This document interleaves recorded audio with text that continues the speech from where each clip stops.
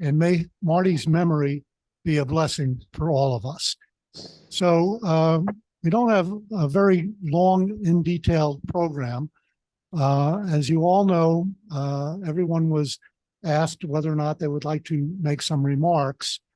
And one of the people who couldn't be here tonight, Bob Nadell, was a longtime friend of Marty. Hello, everybody. I have known Marty for 47 or 48 years. Hi, Bob. It kind of qualifies as a long time.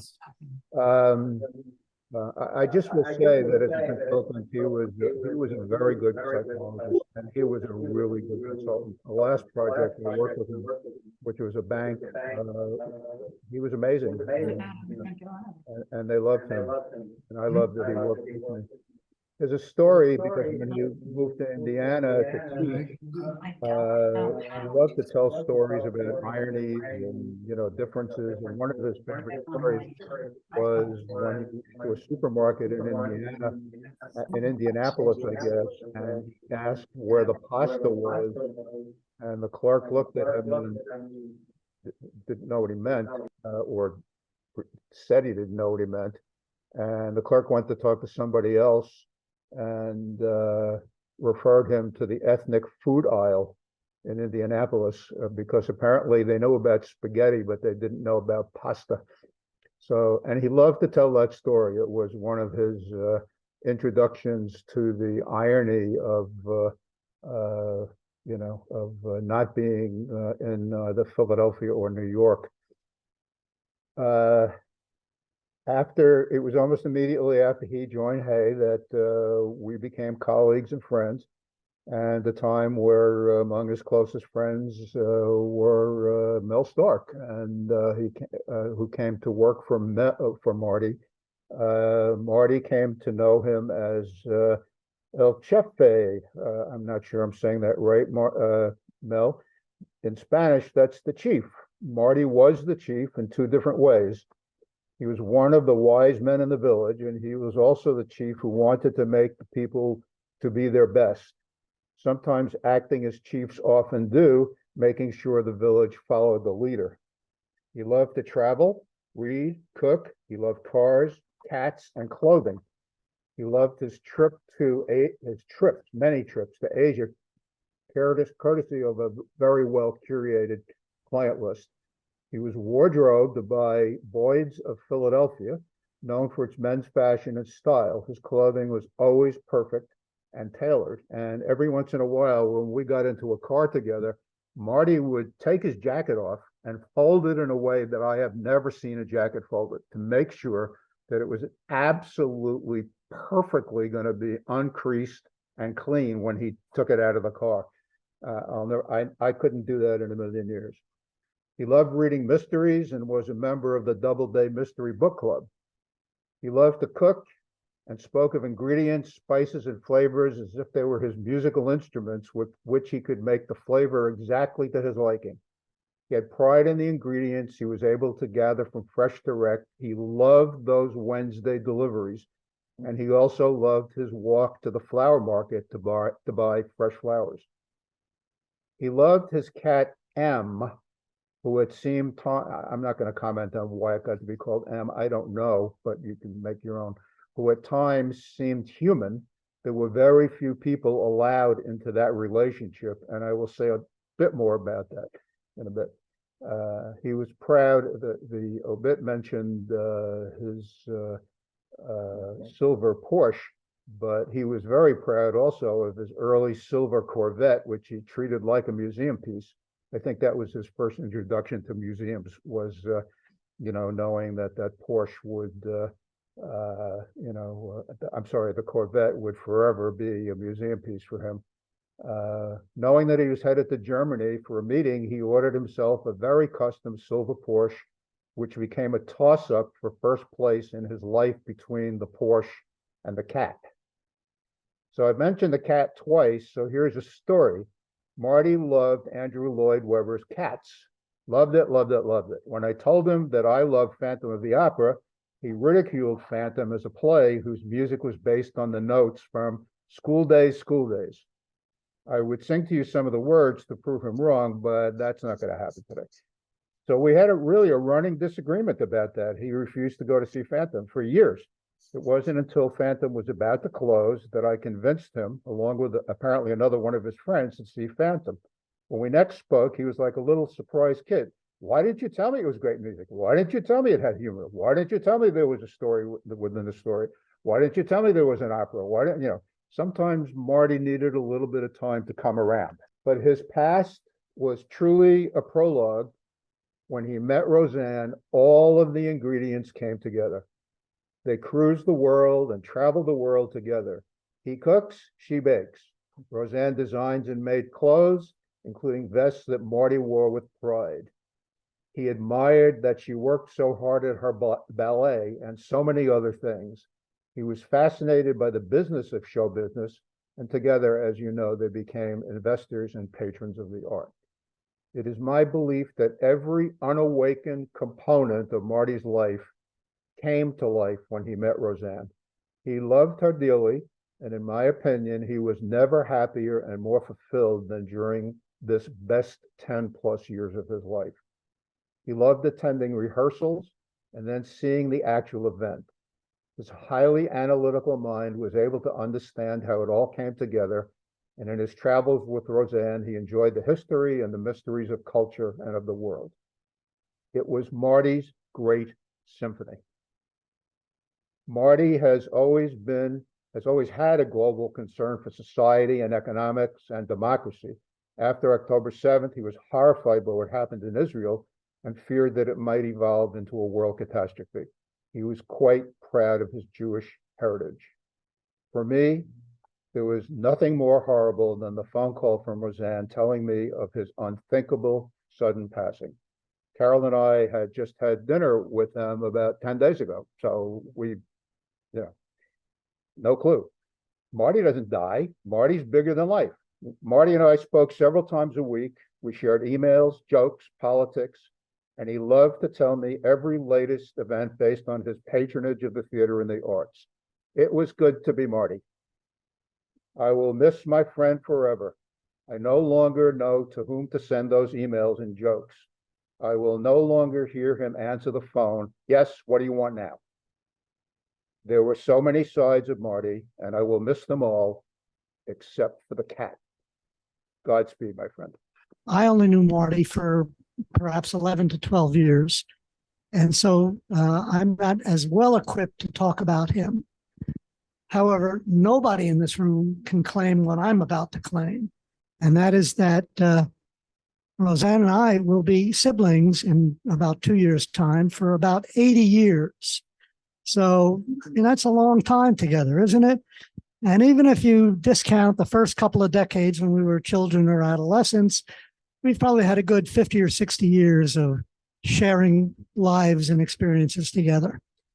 And as in every set of lives, those experiences included good times and bad, not so good times, and happy occasions and sad ones, and births and deaths. But these past dozen years with Marty in her life, in my view, Roseanne has never been as happy, engaged in so many activities that excite her, and been so supported as she has in these past 10 years with Marty. We all know of their love of travel, involvement in performing arts of all types, museum memberships, fine dining, travel. They have packed more into those years together that many people are able to do in a lifetime. And so, for being such an extraordinary presence in her life, I thank Marty and say we're very glad that we knew you. It's a real honor and a pleasure for me to be able to record and deliver a message on this day of celebrating Marty Leshner's life. Marty was a great friend. I was lucky enough to have been introduced to him by Roseanne many years ago. And I had the real honor of getting to celebrate theater with him and celebrate art. And Marty really loved the shows that we got to work on together, starting with Once and then The Band's Visit. And now a new show that we're putting out that Marty was celebrating and was a part of, and which we've dedicated to him in his memory, the Buena Vista Social Club. Marty was one of the most generous people I knew. He had an affirmative, positive lifestyle, and he gave so much time and energy and attention to me during several points in my life where I really was taking on some transitions.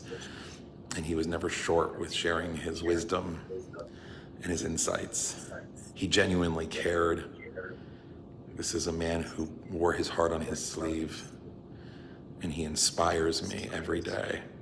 And I'm so grateful that I was able to know him, and I will always remember and think of him. And I'm sending my love to Roseanne and to all the families. And I'm sorry I'm not with you today in person, but I'm thinking about you, and I'm really honored to be able to share this message. Thank you. I'm Judy, I'm Roseanne's daughter, and my brother David at the top here on the Zoom, and Andrew's picture in the middle. We're the three children of Roseanne. I'm going to first read something that Jay and Kathy Friedman wrote, and they knew Marty many years ago, as you'll hear, and had a connection through work. So I'm just going to read what they wrote. Jay and Kathy Friedman met Marty nearly 45 years ago through Dom DeCencio. They had been PhD students together at Temple University. Dom was the CEO of a small HMO in Vineland, New Jersey. Maybe Jay's partner, Rosemary, and Jay provided eye care services to the HMO where she met and subsequently married Dom.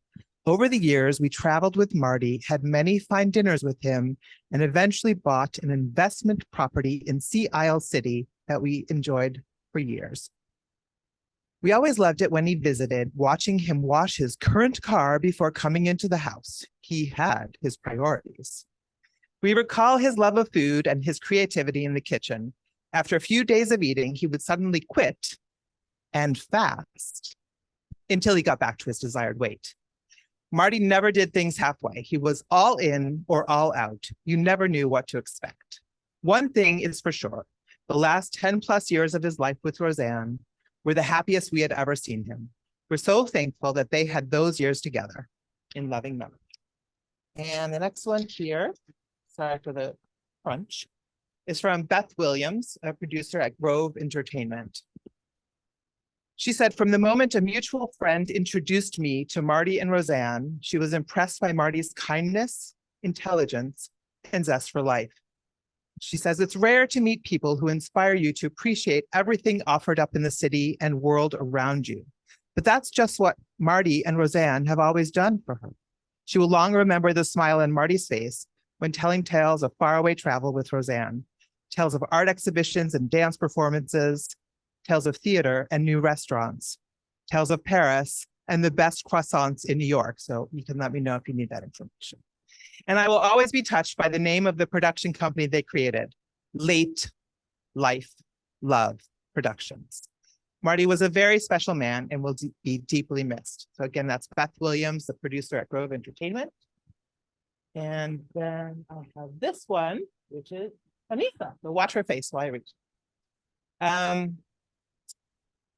Once upon a time in the vibrant land of India, at the Evolve Bath Resort, Hampi, maybe, I crossed paths with Mr. Marty and Mrs. Marty, forging a bond that felt like they were long-lost adopted children. Our connection was so strong that even Facebook couldn't contain it. Despite a few failed attempts to meet up, destiny had its own mischievous plans. Fast forward to our grand plan to rendezvous in Sri Lanka. Excitement bubbling like a shaken soda bottle ready to burst. Little did we fathom that our plans would be shadowed by an unforeseen twist. Alas, Marty slipped away to the mysterious other side. Now, I find myself hoping for a reunion in the realm where destiny plays a game of hide and seek. Here's to a whimsical tale of missed meetings, Facebook friendships, and a dash of cosmic unpredictability. Thank you, Judy. And thanks to all those folks who sent in those remarks. The floor is open. Is anybody else motivated to perhaps add some comments about their experiences with Marty, either people in the room or people on Zoom? Hi, I'm Bradley Reynolds, the producer here in town. My company's Lambs Productions. And Marty and I share a birthday today. Thank you. And we had talked, about perhaps celebrating our birthdays together. And the only difference is that you're here. That wouldn't have happened. But since Marty can't be here, I know that Roseanne is very glad that you are all here. Marty was, as Oren mentioned, a mentor. I was very happy to be a mentee. When you stop being a mentee, you stop learning. And he was so gracious and genuine with sharing.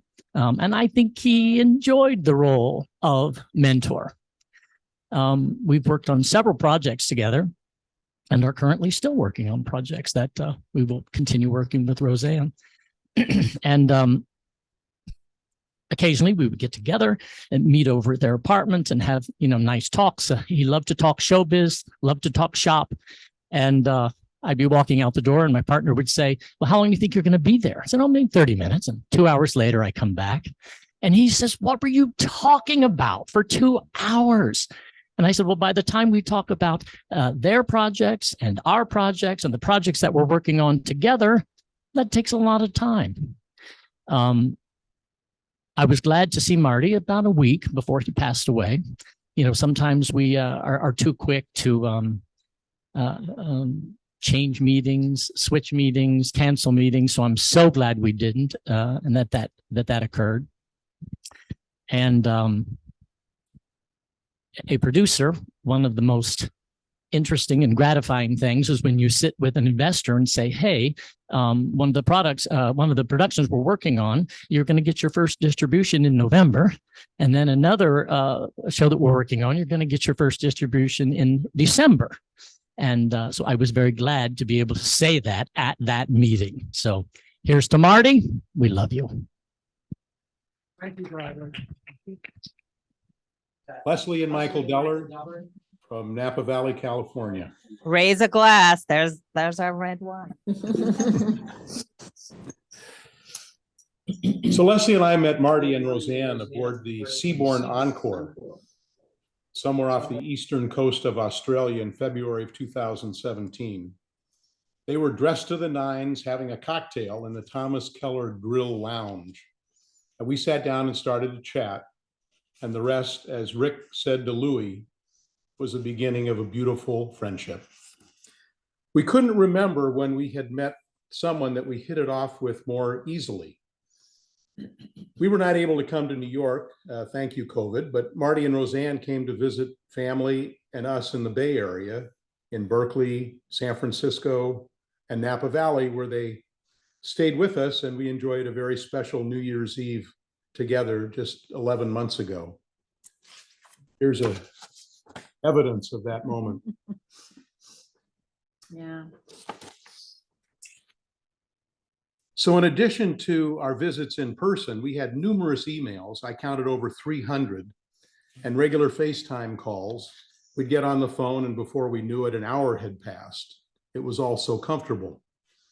Marty always amused us with stories and anecdotes, intriguing ideas, creative suggestions for work, and an abundance of humor. Leslie and I decided to go back through those 300 plus emails, and we found many which made us laugh as hard today as when we first read them. So I wanted to share a few examples with you. The subject of this email was high seas. So I wrote Marty and I said, Marty, we have a challenge at hand. We have a credit with Seabourn and we need to use it up and we're not sure where to go. What would some spots be that would be on your hit parade for a 2-week cruise? So Marty wrote back. He said, well, you start with Staten Island, Bronx, Brooklyn, and Queens, each for 2 days, then Manhattan for 6 days, a perfect 2 weeks. Or you could transfer the credit to us, more efficient since we're already here. The next one was called Showtime. So I said, Marty, speaking of Broadway, at One Market Restaurant, we're working with the producer of Moulin Rouge for for a menu promotion. Any ideas? And Marty wrote back, he said, 2 choices for each course. First, pate or escargot. Second, quenelles or tornadoes. Third, profiteroles. Plus red check cloths for the outdoor tables, French pastries for early lunches. And I wrote back and said, sounds delicious. Sure you don't want to come out and don a chef's jacket? And Marty said, thanks for the offer, but it sounds too much like work. So he then continues to say, he says, we saw Moulin Rouge last night. If San Francisco production only half as good, it will be great fun. And by the way, would any of your wait staff look good in can outfits, or can they sing and dance? And I said, are you sure you don't want to buy a restaurant? And he said, I'm limiting my investment losses to Broadway shows and the stock market. Given the current situation in both, I can't afford anything. But once a consultant, ... So the final one was dinner and wine tonight. And Marty said, roasted peppers, anchovies, and basil by Roseanne. Duck breasts with fig and pecan sauce and roasted peppers by Marty. Dessert, mango and raspberry over rum raisin ice cream with palmier by Roseanne. Wine, Stardust 2015 Cab by Deller and Friedkin. He says, if you need our address to send more wine, let me know. And then 20 minutes later, he wrote back and he said, separate wine review, effing outstanding, but I'm not usually reserved. So every single encounter with Marty, in person or across the miles, really lifted our spirits and made us laugh and smile.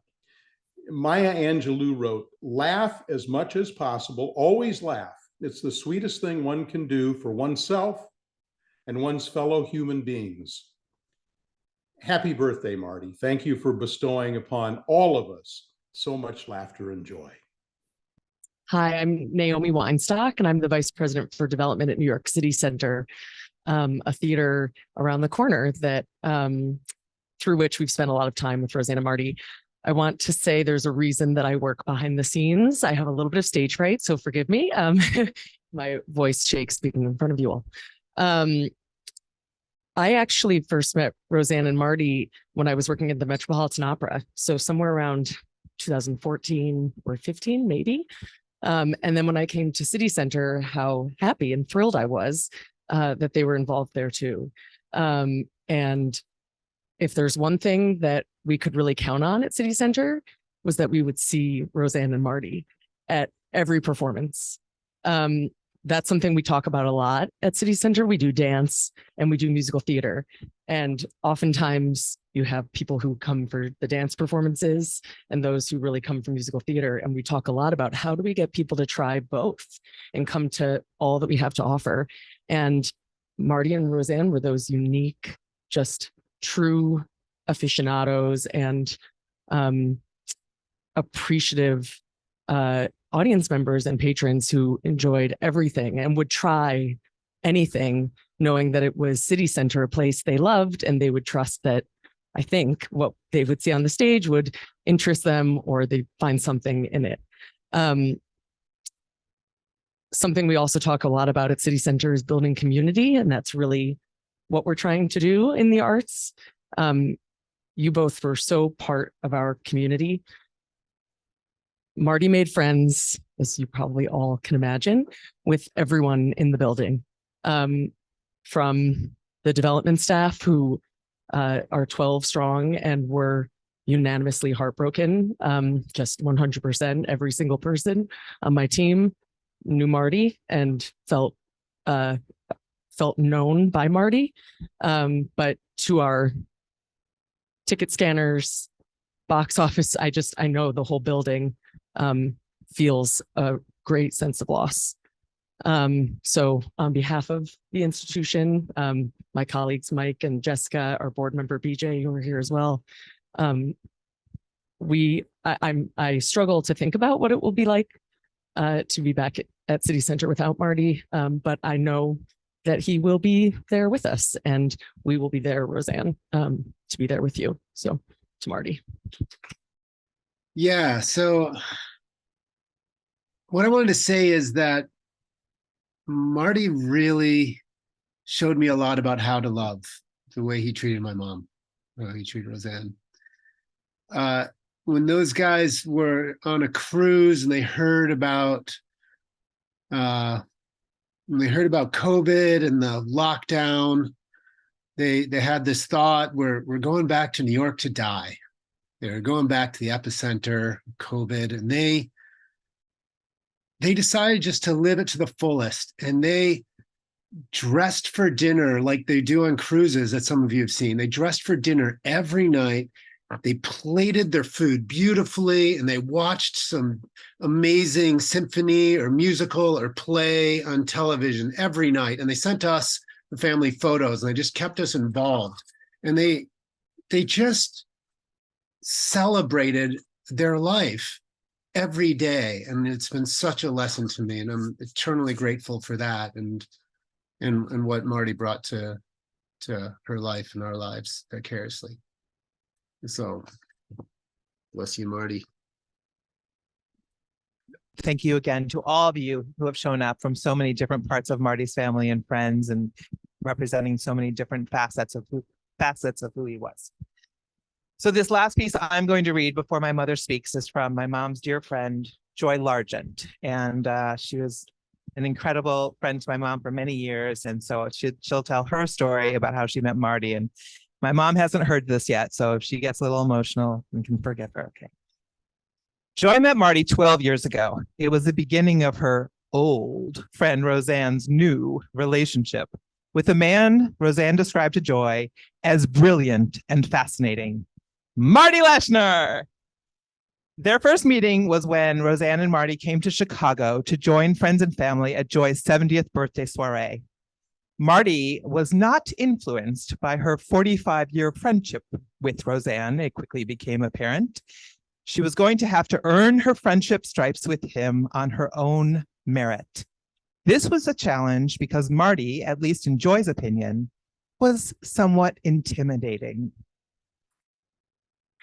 Joy's dear friend Roseanne was clearly smitten. She spoke of Marty in superlatives: intelligent, curious, conversant, thoughtful, loving, and kind. As their relationship matured and they married, Joy believed her. She never knew her friend to be so happy, content, and completely enamored as she was with this man. They were true soulmates with enviable compatibility. As Joy's friendship with Marty developed over the years, she observed their incredible, loving partnership. They were best friends, lovers, mutual sophisticated foodies, and collaborative home chefs, informed and adventurous world travelers, passionate, committed patrons of the arts in all the amazing formats offered in their magnificent city, New York, which they both loved and revered. So from Joy's perspective, who was Martin Leshner? He was unique and brilliant, professionally and socially. He was knowledgeable in many varied subjects. He had a dry, clever wit, and if you earned it, a sweet and slightly shy smile. He could be impatient and didn't take conversational prisoners. Marty was a man who lived life well with curiosity and enthusiasm, and he deeply loved Joy's friend, Roseanne, his wife. Marty was in awe of your beauty, elegance, and your proficiency in numerous interests and endeavors. Marty left too quickly and too early. His absence will be felt by many, but none as deep and as raw as his wife, Joy's longtime girlfriend, Roseanne. I ask you to please smile and raise your glass, if you have one, to the life of this wonderful man, Marty Leshner. May he rest in peace. I haven't known Marty for very long, only a few years. So on one hand, I can say I know Marty well, because you can't know somebody well if you only know them for a few years. But also, I felt I did know Marty well. Because when you spoke to Marty, you spoke directly to Marty Leshner, not to persona he had. He was transparent with what he thought, and he made it felt very directly. My wife met Marty and Roseanne a few years ago. There was an event for diplomats that Marty and Roseanne attended because they were on the same floor as the diplomat who organized it. And Natalie quickly gravitated towards maybe the most interesting people in the room. And then when she came back, she told me, I met this wonderful couple. We need to meet them again. And we've been seeing them like regularly since. Marty was, what struck me most with Marty, I think, is his appetite for food. Many of the photos we saw is in front of eating, but I think his appetite for food was just a reflection of his appetite for life. He wanted to eat, to drink, to travel, to see arts. The something like that struck me the most was his hunger for life was his most striking attribute, I think.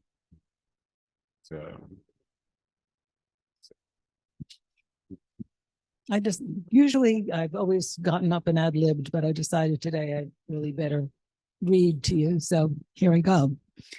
I want to first thank you all for being here and for the many offers of help that I've received from so many of you.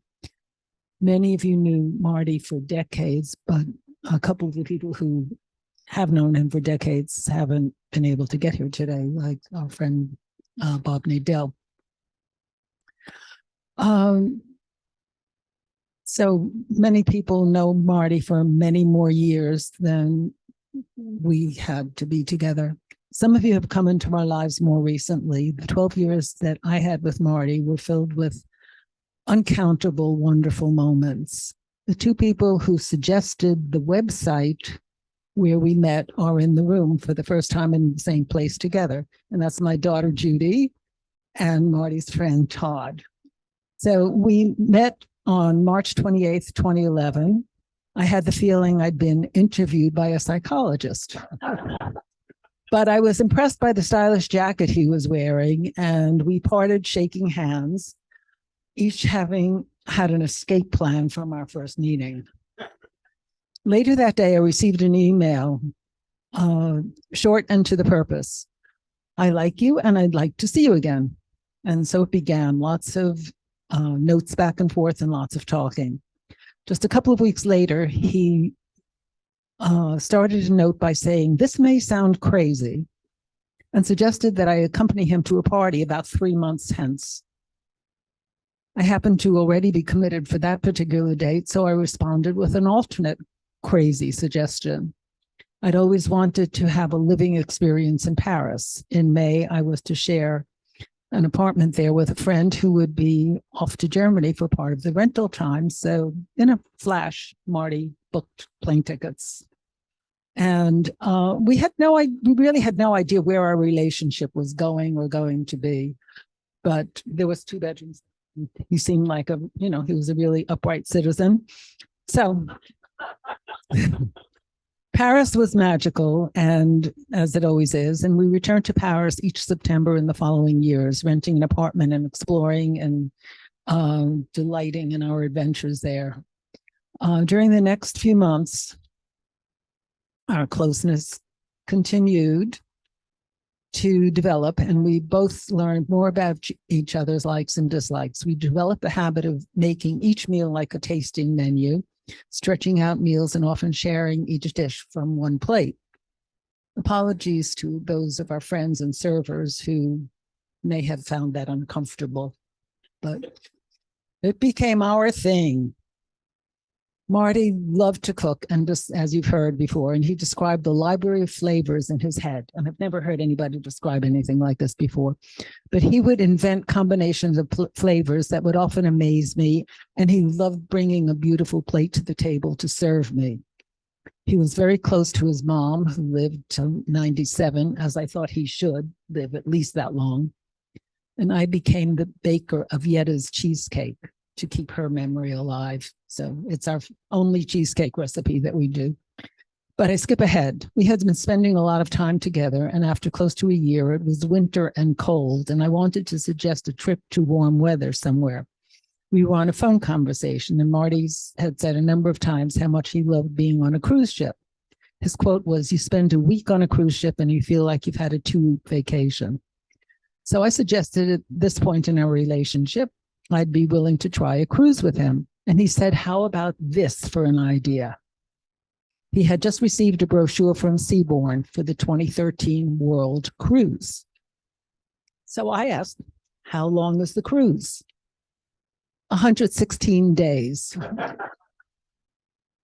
When I regained composure in my voice, I suggested that perhaps this winter we could take a test cruise.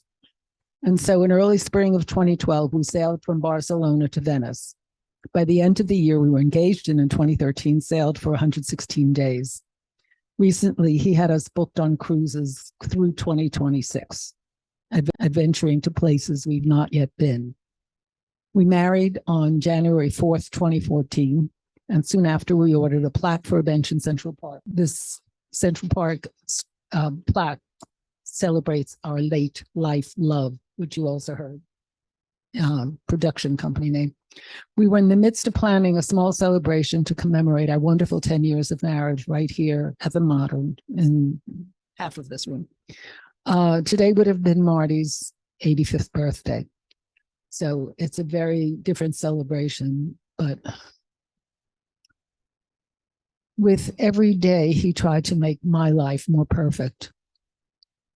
I forgot how to start a dishwasher or turn on a TV.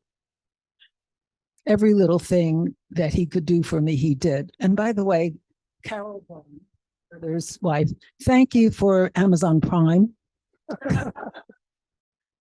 You know, I'm running out of hand cream. Oh, it'll be here tomorrow. It'll be here tomorrow. So he took care of all of these things, and I've never yet ordered anything on Amazon Prime, so I need my lessons. But he loved to organize our dinner reservations, make sure I was up to date on every bit of world news, and listen to me practice the piano and help me with anything he possibly could. We were so close, we often didn't realize that we were holding hands. It was just natural. He supported and was proud of everything about me. He did love getting dressed up and looking dapper, and I think he did a good job of it. Loved his collection of ties and then the growing collection of vests. There was hardly a day that went by without mutual expressions of love, joy, and how very lucky we are. We often referred to the amazing overlaps of our Venn diagrams. Marty was constantly bantering with doormen and staff and always asked about family and always remembered the details of every conversation. And you've heard things about that before. I mean, he never forgot anything. He sometimes thought he could have been a stand-up comedian, and he loved to finish an exchange with, as a response to someone asking him, is there anything else I can do for you? He would say, a pepperoni pizza, please. And he loved chuckle from that one. He was so taken with all the arts, and while occasionally complaining that there were too many things on our calendar, always enjoying our adventures. He was really captured by the workshop and rehearsal experiences in theaters and dance or symphonies. He loved learning new things and being caught up in the world of theater and fine dining. And he loved organizing and taking care of everything in our lives. And it was wonderful. Special thanks to all of you today. And special thanks to my brother, Bob, for his support during this time, and to my children, Judy, David, and Andrew, for all the help and support that they have offered. To the staffs of the Museum Tower and the staff of the Modern. A special thank you to our California friends, Leslie and Michael Deller, who sent this gorgeous Cabernet we've been drinking. And it's called Stardust, and it's wonderful. And lastly, thank you all for being here and helping celebrate Marty's life. I wanted so much for it to never end. He was so perfect for me in every way. His joy and delight in me, his acute mind, his diverse interests that parallel mine, his analytic capabilities, his kindness, thoughtfulness, and creativity. And you've heard so many examples of this tonight, so I'm sorry if it's repetitive, but he loved to help people. His modesty and joy in describing his achievements, everything about him was so unique. Being with him made me the best that I could be, and he will live in me forever. Thank you. Thank you all for being here.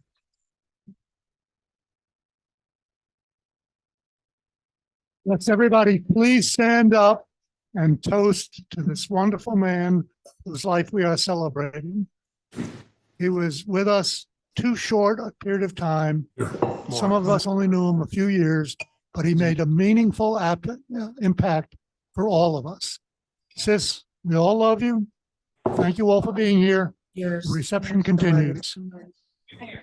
And thank you to everybody on Zoom for having joined us. Thank you all. Pleasure. Howard. Marty.